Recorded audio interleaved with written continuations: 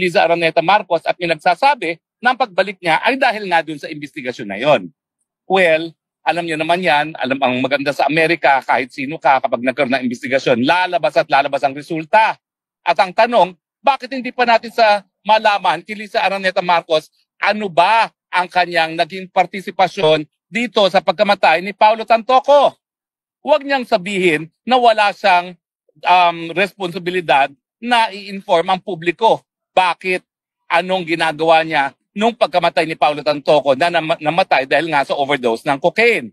Unang-una, ang duda ko, maski ito ay hindi official trip, ang gastos, pati dun sa Beverly Hills Hotel na yan, ay galing sa kaban ng taong bayan. Kasi Manila International Film Festival sinusulong nila yung industriya ng pelikulang Pilipino.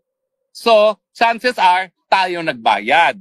Pangalawa, yun na nga, may karapatan ang taong bayang malaman kung ang unang ginang ay gumagamit ng pinagbabawal na gamot kasi nga, ang mga naging testimonya ay ang mag-asawang Marcos ay gumagamit talaga ng pinagbabawal na gamot.